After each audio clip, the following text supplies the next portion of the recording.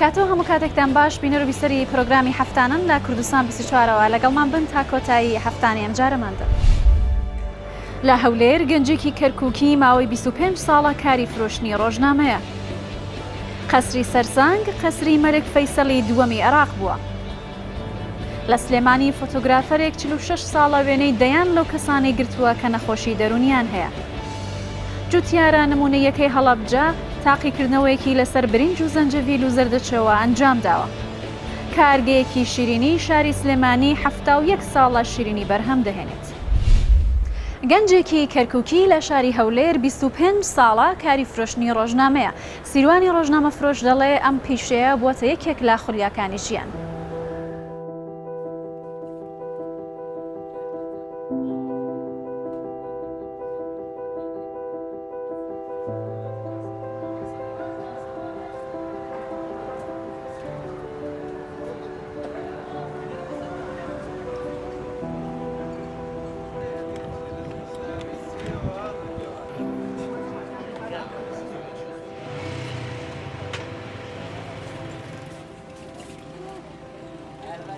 ناوم سیروان نەجم ستارە لە دایکبووشتاری کەرکووکم، ئێستاش لە هەولێر دادەنشم. بۆ ماوەی 25 ساڵە خەریکی ئەم کارم. لە ساڵی 91 دەستم بەم کارە کردووە. سەرەتا بە فرۆشتنی ڕۆژنامەکان، واتە بە جوال واتە دەگەڕام ڕۆژنامۆشتی وامە فرۆشت. دوایەوە دوای چەند ساڵێک بوو بە مێزێکی بچووک. ئەتوانم بڵێم تا ئێستا بەردەوام بەبێ دابڕان لەسەر کارەکەی خۆم بەردەوامم. کتێب فرۆشتن یەکێکە لەو پیشانە بەڕاستی من سەرەتاوەکو کارێک دەستم بەکار کرد، بەڵام ئێستا ئەتوانم بڵێم بۆ بە پیشەکەم، بۆ بە شتێک لە ناخمایە، یعنی پێم وانە من لەگە کتێبە بجیا ببمەوە، ئەتوانم بڵێم ژیانی خۆم تەرخان کردو بۆ کتێبخانەکەم.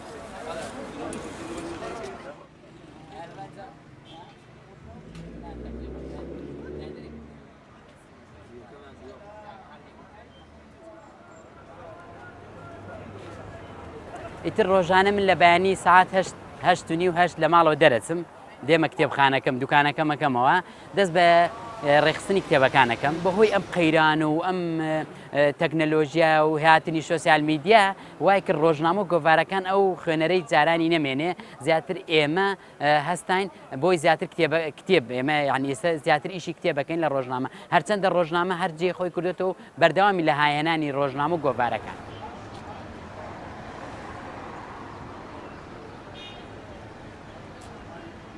بەهۆی ئەوەی شوێنەکەم نێزگە لە گازنەوەی مەچکۆ کە گازنەی ڕۆشنبیران و نووسەرانی هەولێرە، ئەتوانم بڵێم یەکێک لەو مشتریانەی کە من بەردەوام سەردانم ئەو ڕۆشنبیرانە و ئەو نووسەرانەیە کە لە هەولێر دادەنشن یاخۆ سەردانی هەولێر دەکەن، زیاتر دێن بۆ لای ئێمە بە بەردەوام سەردانی من دەکەن. ئەوانەی کە دێن زیاتر خوێنەرن بە تایبەتی لە هەموو چینی توێژەکان پێک دێ، بۆ نمونە نووسەران، ڕۆشنبیران، مامۆستایانی زانکۆ.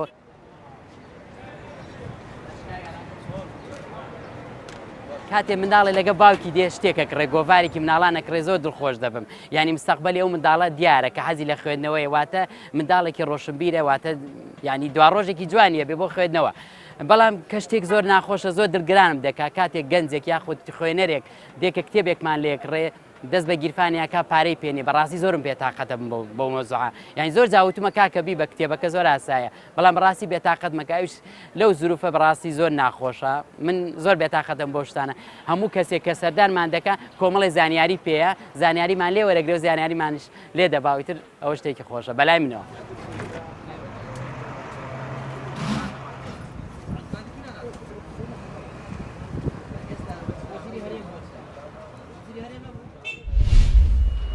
لە ناوچەی سەرسانگ لە نێوان هەردوو چیای مەتین و گارە قەسرێک هەیە کە بە قەسری سەرسەنگ ناسراوە و هی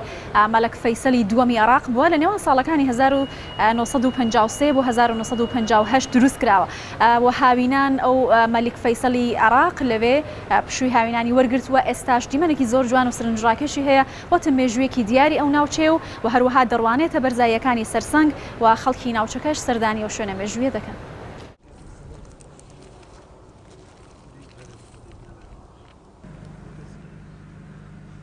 ئەف جهێنوکە ئەملێ جهەکێ دیروکیە گەلک دیروکە دەڤەرێدا و شێن بێژین عێراقی هەمیێدا ji ber ku ev cihe wekî diyar بین گیره قصرش برکو گیره قصر ملکی کن بینی سرهاتی آوا کرن اف قصر سال 1953 هاتی آوا کرن و آوا کرنوه 2 سال کشا یعنی 55 بدماهی هات و اف جهای هاتی هل بجارتن وکی دیار جه که خوشه گره که بلنده کویتا دره گلیه سرسین که بنچیوی گارای یه دیمن جوان برانبری دیمنت جوان و دلوکر و سیربند الصبن بادینا بری یعنی 38 و هوا 4-5 خان یک بون 4-5 خان یک بون و السال ملک و مالباتوی تهاتنا سرسین که بو دنبوراندن و رابارتنه تایبتی الورزه هاوینه و که امزانین نیوا عراقی و جریا عراقی و گرمه تهاتنا وره وکی هاوینگه هاتنا مالا ملکی و دست نشان کرنا وان که اف جه آن سرسنگ بیتا مالباتا هاوینی یا ملکی وکی رانیا که خیرو بیرو بو خلکی سرسین که و رخودورا وش گلک لایاوه اشلای آبوری گلک خلکی همات قصر دب خوش ولد کر حتی قصر آوا بوی زیده باریش لای گوزاری سرسین کاتن یاسین و خلکی سرسین که و در وی سرسین که جی پشتی هنگی قصدا سرسین که کر و شلای هنری شلای روشنبیری یعنی بو وکی بیجن قبلا هنرمند و روشنبیرا کل سر جیانا نی یا دنیای همیه کل چاوا بوری تو درباز بید چه بو نمونه مثلا شلای آواهی و اف قصره اوروپیه شوازه و بتایبتی وکی یا شاهد بریتانیا یعنی خلقه کی جهانا در خلال مالا ملکی را دید و اویجی که رهندت خو یت ایجابی و کی ما گوتی جگلک لایاوه السر خلکی کنجاوه یا دیاره و حتی نوکجی یعنی یا دیاره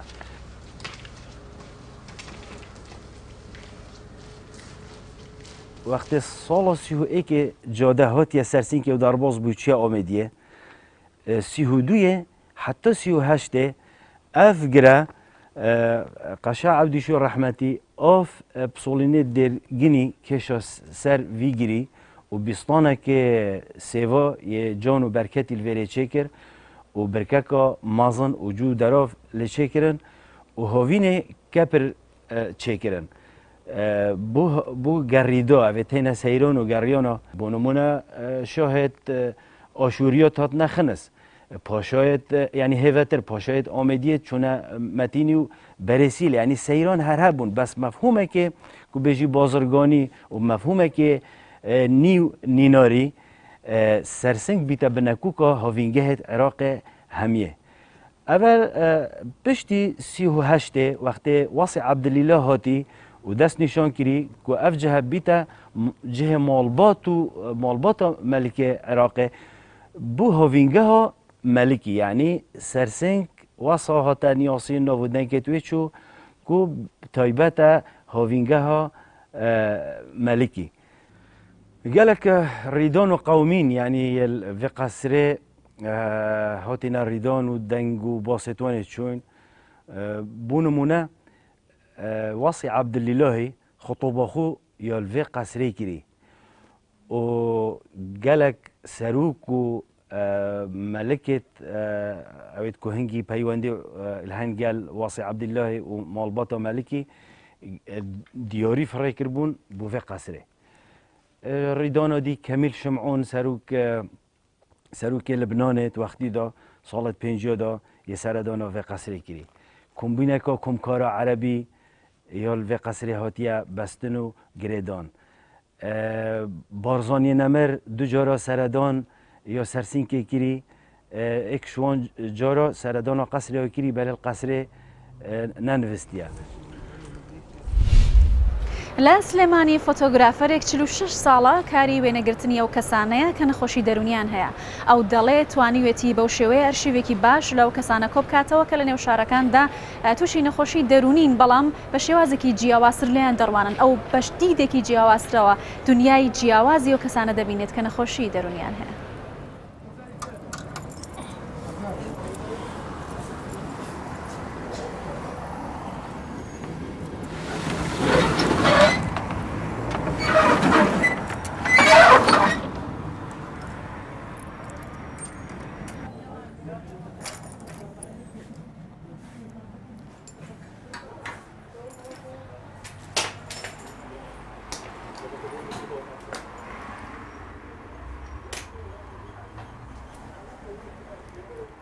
ئەمە زۆربەی ڕسم ئەم کامێریا شیکایە ئەمە دوانزەیە فلیمی ڕقم 120 خوارد کە وێنەکانم پێگرتووە، ئەمانە زۆربەیەم بۆ گرتووە. ئەمانە یەکێکن لەوانی کە وەزعیان کە تەواو نییە، ینی وەزعی شێوەیان نییە کە خەڵی ئەو کەلیمیان بەسەرا دابریون ڕێزم هەیە کە پیان لێن شێت نییە. ئەمانە هەمووی تووشی نەخۆشیشی دەرونی بوون. ئەجا ئەمانێ زۆریان چارەسەریان هەیە. ئەو خەڵکا گەر یارمەتیان بن و خەریک بن لەگەڵیانە زۆریان قابلی چاکبوونەوەیە. قەناعەتان نەبێ ئەو کامیان زۆر عەسەبیە، من قسەی لەگەڵاکەم بە زمانێکی خۆش پێ بۆ لام، یعنی ئەو حاڵەتانی کەکەوێتە ئینکاریە بێت و ئینکاری لەگەڵان نەکەی،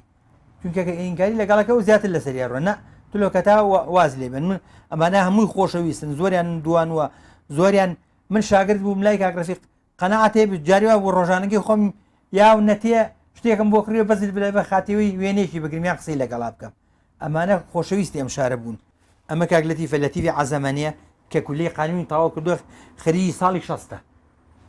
ئەوتە دوای تووشی ئەو نەخۆشی دەرونیە بووە بەداخەوە. ئەمەش هەر ئەوە ئەمەش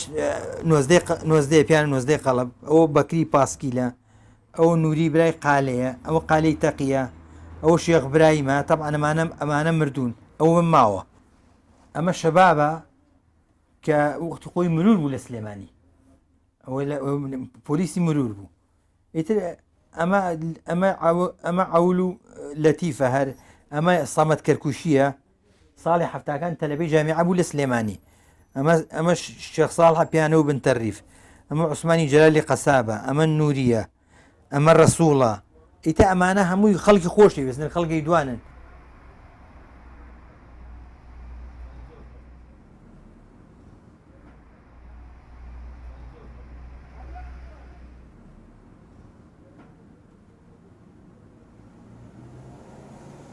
ئێستا ئەلبوم هەر باوی نەمابووە، سەبەبەکەی چییە؟ ئەم وێنەکانی خاتە سەر سیدیەک یانی خەتە سەر فلاشێک و هەچ کاتێویستی بە کۆمپیوتەرێک عەرزیەکە حتا لەسەر تەلەڤیزیۆنەکەشی. خەڵک بە مەمنونی ئەگەر شایەشی هەبوایە، حەفلێکی زەواجی هەبوایە، یاخود عیدی میلادی مناڵێکی بووە، ئەوایە سێ چوار لەوی باتا پێ بوتمە فڵان ڕۆژ ئەگەر یارمەتیم بی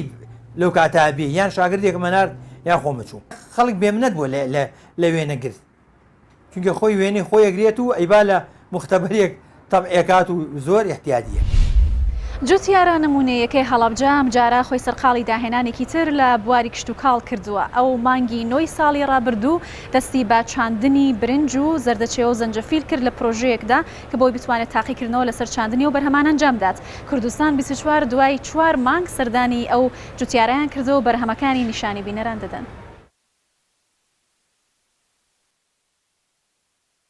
ئێمە خۆمان نەزانین باو باپیرانمان و ئەو وڵاتەشی کە خۆی بە ساحەبی برنجە زانێ برنج هەر لە ئاوا کراوە لە قال و بەلاوە. من حەزم کرد هەڵسم توێژنوێ بکەم ئیمساڵ لەسەر برنج ئاوی بە قەترەی بم. ئەگەر هەڵسین سێکەین ئەم برنجە من 2 ڕۆژ جارێ ئاوێ دێرم، 2 ڕۆژ جارێ. ئەگەر سێریە بکەین ئەوە برنجەکەی ئیسە وشکە ئەتوانم پاچە کۆڵەشی بکەم. تا ئیسەش 3 پاچە کۆڵم کردووە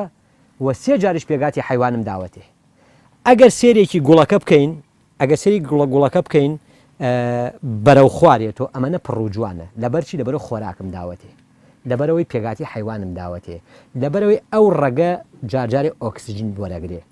جا لەسەر ئەمە ئەگەر حتاوەکو 3 سعات ئەمە ئیشکە 1 بەرمیل ئاو سرف ناکە 1 بەرمیل ئاو وەکو پێم وتی خۆڵی شارە زۆر خۆڵێکە ئاڵتونە ئیشەئاڵا لە وڵاتانیش باشتر بەرومان پێدا ئەمە پەنیرۆکە تا ئیسە نەبیستومە نەدیومە ئەم پەنیرۆکە لە شێوەی سێوی بنعرزایە وە کۆمەڵە سیفاتی نەخۆشی تایە بۆ بەشەر و ئەویشی بۆ ناردم تەنانەت لەبەر گرانی ئەم بەروبوومە 4 دنکی بۆ نردبووم 4 دنک ئەوە لە خوای گەورە بەزیابێ ئەمە یەکیان سەوز بووە ئەمە دوانیان سەوز بووە ئەمە ژێکیانەها ماوەی لەمە پێش 1 پەردا خۆڵەمێشم گرتووە تێم کرد ئەوە لە خوای گەورە بەزیابێ ئەمیش سەوز بووە ئەمیشیان ماوە ئەمیش ئیشاڵا هەر سەوزە بێ ئەو 4 دنکەی بۆ نردوم لێەوە ئەوە لە خوای گەورە بەزیابێ سییانیان سەوز بووە ئەوە ژەگە سێریکی بکەین هەمان ئەو پیاوە نردی ئەوە زەردەچەوەیە جا ئەگەر ئێمە بێت و هەڵسین ئیش بکەین لەسەر ئەم شتانە هەر لایەنی ئەوەی نییە کە ئێمە بەرومەکەمان دەستکەوێ بۆ نمونە تۆ زەردەچەوە کڕی لە بازار نازانی چیتیایە نازانی لە چ پێگاتی دروست کراوە بۆ نمونە تۆ مەسەەن برنجێ مەسەنیەتە وڵات تۆ نازانی لە چی دروستەکرێ ئێمە ئەگەر ورتکەکەی خۆمان بخۆین زۆر لە برنجە شازەکەی ئەوان باشترە ئەو زەردەچەوەیە من بۆیە زۆر تامەزوری ئەو زەردەچەوەیم کە شەو ڕۆژ بخەمە سەرێک کە نەجاحەت بێنێ لە وڵاتە ئەوەیە زەردەچەوەیەکی خالیس و بێتەزویر ئاشناکەم بە میلەتەکەم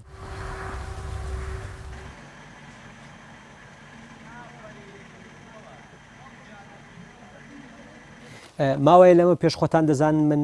هەڵسام ئەوە بوو وشکە ساڵی دەستی پێکرد و سیرمان کرد بەنداوەکانمان خەریکە ئاوێکی کەمی لێ پەیدا بێ منش حەزم کرد بە بیرۆکەیەکی تازە وەکو توێژینەوەیەک وەکو ئەوەی کە بزین ئایا تا چ ڕادەیەک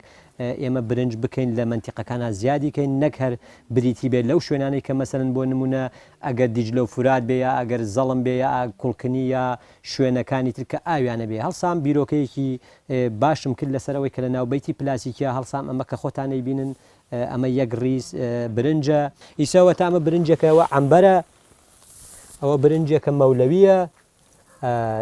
و ئەوەش برنجێکە گوڵە زەردەی پێڵێن و ئەوەش لە پاڵای سۆیایە باشترین سۆیا کە ئێمە دەستمان بکەوێت لە ڕۆنی خۆماڵی لە سۆیا دەستمانەکەوێت با ئێمە سۆیاش بڵاوکەین لە کوردستانە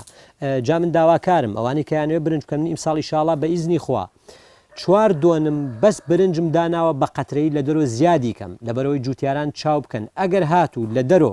ئەم پرۆژەیە زیادی کرد و ئاشنامان کرد و نەجاحەتیەنا ئیشاءڵا بە ئیزنی خوا هەمان کەناڵی جەناب و بانگەکەم وە لە دەریشۆ ئەو برنجە بە قەترەیە نەجاحەتیەنا و با خەڵک و میلەت دەستکەین بە برنجی قەترەی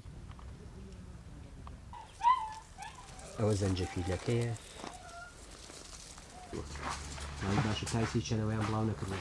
ئەمە دووەم تاقیکردنەوەیە کە حەزم کرد زەنجەفیل کە ڕۆکێکی زۆر بەسوودە و ئەم زەنجەفیلی لەگەڵ زەنجەفیلی وڵاتانە عەرز و ئاسمانی فەرقە چکە ئەمە خۆماڵیەکی ڕوود خۆماڵیە ئەگە سێرێ بکەین 3 مانگ پێش ئیسەیەوە هاتن جەنابتان بچکۆلە بوو ناشتمان بزانین ئایا تا چ ڕادێک عەرزی شارە زۆر بە پیت و بەرەکەتە بەڵام ئەگە ئیسە سێرێ بکەین ئەو خاکەیە کە ئەگەر ڕۆژی چەند جار ئێمە خۆمان بگێڕین لە دەوری ئەو خاکە هێشتا هەر کەمە هەر وەکو ماشەڵا وەکو سێوی بنعرز ئەوە هەر لە ئەسنای بستێکە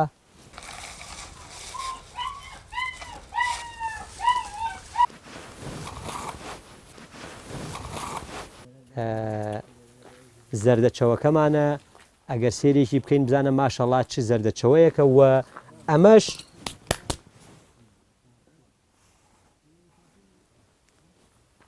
ئەوەش ئەو زەردەچەوەیە کە پێگەیوە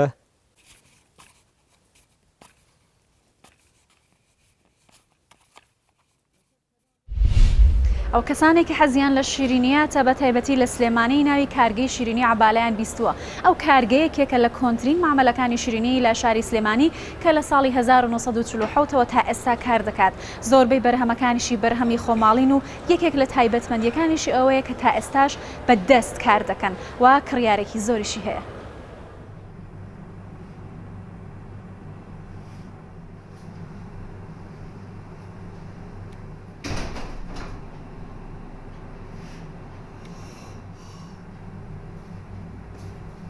ئێرە شیرینی عەبالەیە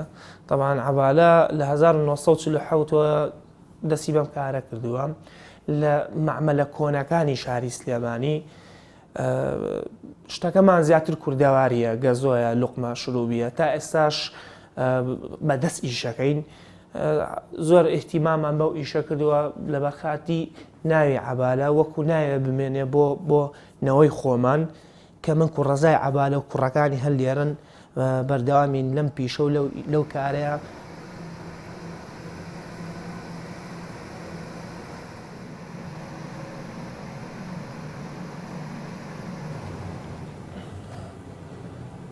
ئەمەش نیشاستەیە کامەرامی بژان ئەمە لوقمی مەستەچیە لوقمی مەستەچی پیاڵێن طبعاً شەکر و نیشاسە لەگەڵ دوای ئەوە تامەکان خۆمان تێگەن حیلی کوترا و تامی جێزندی ئەمانش ئەتوانی بەس لوقمی مەستەچی تۆزێ جیاوازە جیرجیڕا بەدەست خۆمان توانین زۆر جیڕیکەی ئەتوانین تۆزێ حەدەکەی وەسەط بێ بەس خۆی لوقمی مەستەچی تۆزێ بنیشتی کوردیتی ئەکرێ خۆشە لەگەڵ حیلی کوتراوە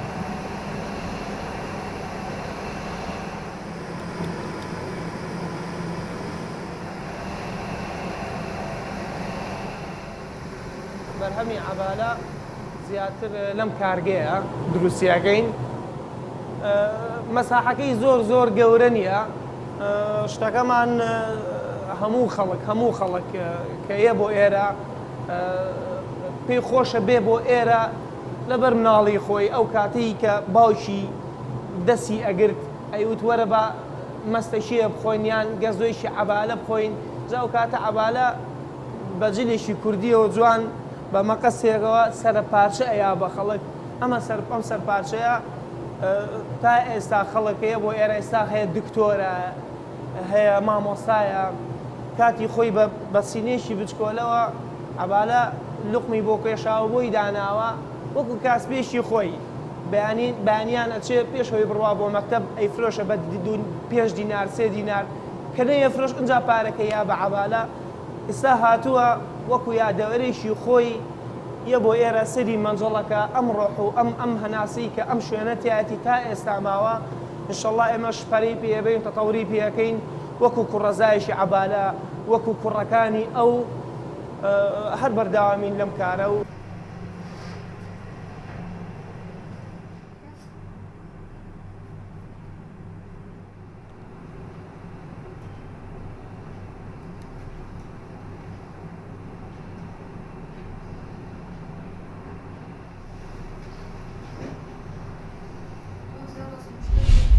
با پرۆگرامی هەفتانە لە ماوەی ڕابردوودا لە کوردستان 24 لەگەڵتان بووین تا پێگەیشتنەوەی کتر هەر شاد و بەختەوەر بن.